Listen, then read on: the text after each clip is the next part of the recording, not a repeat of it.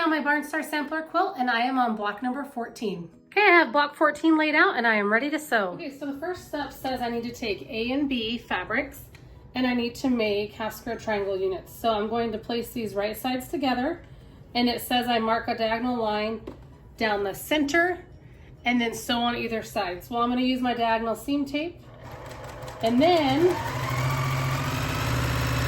when I'm done with that, I will trim them.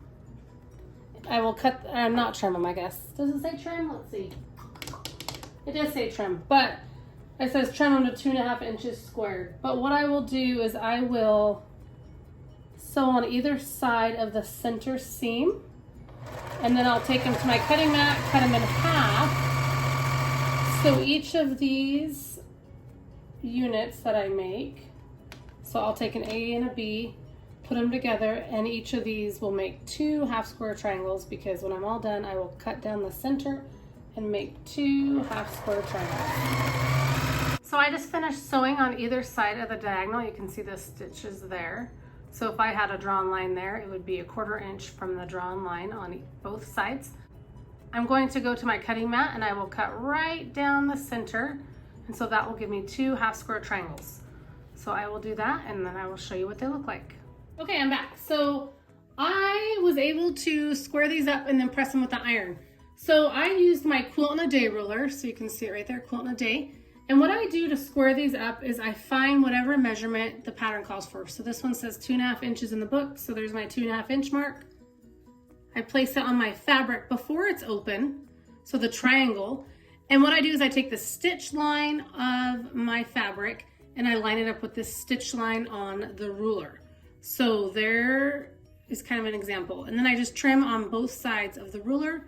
And then when I open it and press it, it is a nice 2.5 inches or whatever the measurement is you need. But for this pattern, we need 2.5 inches for this block 14. And then the next, so moving on, so I got those done. Moving on, it says I need to take C and D. So here's my D and here's my C. And it says I need to make 4 units. Let's see. Make 4. So I need to take a D and a C. And on this block, I don't have enough of one fabric, so I did do 2 fabrics. I chose to use 2 different fabrics rather than making them all identical.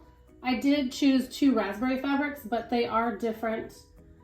So all 3 of these blocks will not be identical like the pattern calls for, but I'm okay with that. Totally okay with that. Okay, so let's see. So I need to take a C and a D, and I need to sew on the diagonal and then trim away from that diagonal. So I'm going to make 4 of these. So 1, 2, 3, 4. So I have 4 of one fabric here. And then I actually have 8 of this other fabric. So then that will give me 4 for each block, a total of 12. So I'm just double checking to make sure I have, okay. And then on these, I noticed this fabric is a directional fabric. So I'm just going to look at these fabrics, make sure they're all going the same direction. So there's 3, 4, 5, 6, 7, 8, 9, 10, 11, 12. Okay, and this is block C. So I will just put the marker back on it and set it back with the rest of my fabrics so I don't mistake in any of those. And then I want to lay this on here, right sides together, sew on the diagonal, and then trim away. So I'll use my diagonal seam tape. It says sew right on the diagonal. Let's double check. It does say to reference page 74 on this one, so yep, sew on the marked line. I always want to make sure because I don't want to have to cut these out again. I don't have enough fabric to cut these out.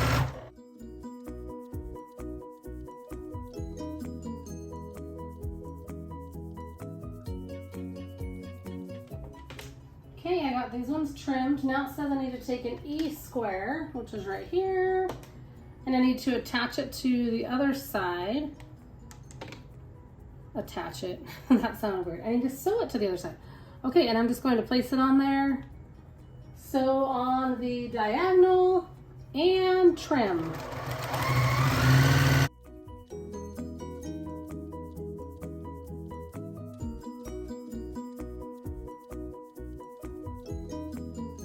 Okay, so I'm on the last step of this block, and I need to sew these units together, and then once these units are together, I'll take 4 of them, put them together to create the block.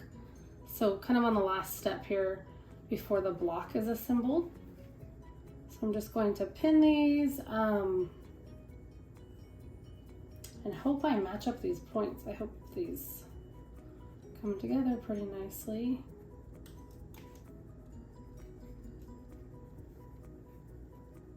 Sometimes I find it hard to match up this diagonal seam with a straight seam, so I'm hoping these will come together nicely. We shall see.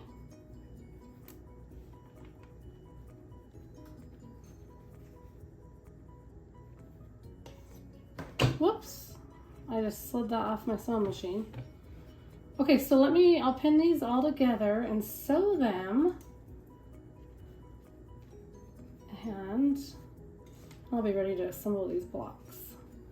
Pin them together, sew them, press them, and then I will show you what they all look like before I assemble this block.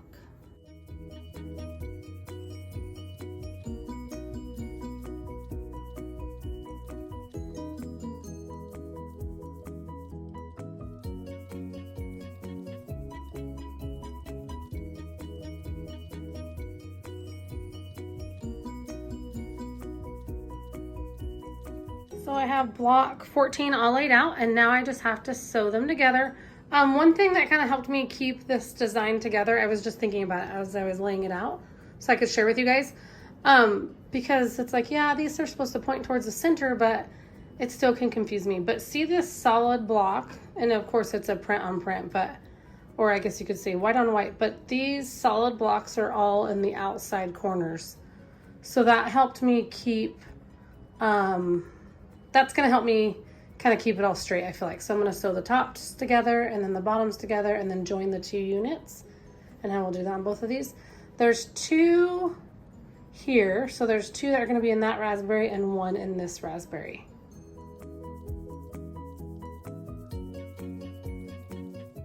I just finished block 14, and I, once again, love the raspberry in these blocks. I really like how they turned out. Here is block 14 in the book, and here are my blocks. Thanks for watching. See you guys next time.